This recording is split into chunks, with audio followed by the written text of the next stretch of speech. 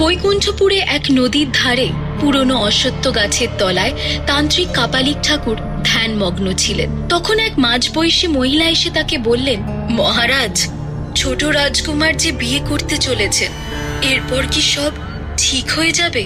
এই কথা শুনতেই তান্ত্রিকের কপালে দুশ্চিন্তার রেখা দেখা দিল। চোখ খুলতেই তার চোখ যেন রক্তবর্ণ হয়ে গেল। তান্ত্রিক বললেন, শুধু বিয়ে করলেই হবে না, তার স্ত্রীকে পালন করতে হবে শয়তানের সমস্ত বিধি, তবেই সব ঠিক হবে। শয়তান বলি নেবে ওই ঘর থেকে, আরো এক বিবাহিতা স্ত্রীর বলি। এই কথা শুনে মহিলা দ্রুত সেখান থেকে চলে গেলেন, কিন্তু হঠাৎই আকাশে বিদ্যুৎ চমকালো। সামনে তাকাতেই তার পায়ের তলা থেকে মাটি সরে গেল। ওই মহিলা থরথর করে কাঁপতে লাগলেন। তার চোখে অনাগত মৃত্যুর ভয় দৃশ্যমান। তার সামনে দাঁড়িয়ে ছিল এক বিশাল কালো ছায়া।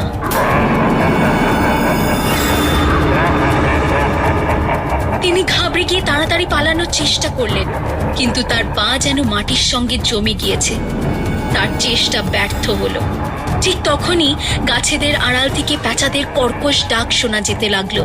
কিছুক্ষণের মধ্যেই অনেকগুলো খ্যাকশিয়াল এসে সেখানে জড়ো হয়ে কাঁদতে লাগলো।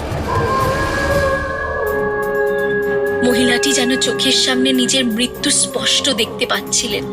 তিনি হাত জোর করে বললেন, ক্ষমা করো মালিক, আমি আর এমন ভুল করব না। ঠিক তখনই এক ভয়ঙ্কর কণ্ঠস্বর শোনা গেল, তুই আর এ ভুল করার জন্য বেঁচেই তো থাকবি না। পরক্ষণেই শয়তান তাকে নির্মমভাবে হত্যা করল এবং তার রক্ত পান করতে করতে বলল, খুব শীঘ্রই আমি পাবো এই পরিবার থেকে আরো একটা বলি। বৈকুণ্ঠপুরের শয়তান অপেক্ষায় ছিল কোনো নতুন বিবাহিতার। অন্যদিকে নীলু তার প্রেমিক প্রীতমের সাথে বিবাহের বন্ধনে আবদ্ধ হয়ে পড়েছিল, কিন্তু সে জানত না যে এই বিয়েটাই তার কাল হয়ে দাঁড়াবে। তখনই কয়েকজন রয়্যাল গার্ড সেখানে পৌঁছল এবং নীলু জানতে পারল যে প্রীতম কোনো সাধারণ লোক নয়, সে বৈকুণ্ঠপুরের ছোট রাজকুমার প্রীতম নারায়ণ রায়। তাদের মধ্যে প্রধান রক্ষী বলল, আপনাদের দুজনকে রাজামশাই ডেকে পাঠিয়েছেন। প্রীতম কঠিন স্বরে জবাব দিল, আমরা বৈকুণ্ঠপুরে আর কখনো যাব না। কিন্তু নীলু তার বিরোধিতা করে বলল, আমরা অবশ্যই যাব প্রীতম। আমি চাই আমারও একটা পরিবার হোক।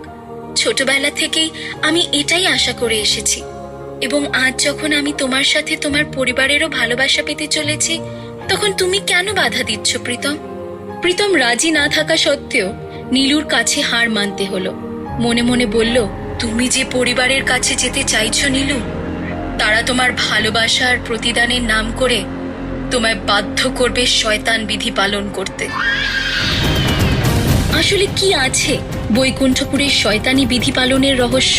একটা ভালোবাসার সংসারের স্বপ্ন দেখা নীলু কি বিয়ের নামে পাবে ধোঁকা? আর বৈকুণ্ঠপুরের বাসিন্দারা কি ভগবানের বদলে শয়তানকে পুজো করে?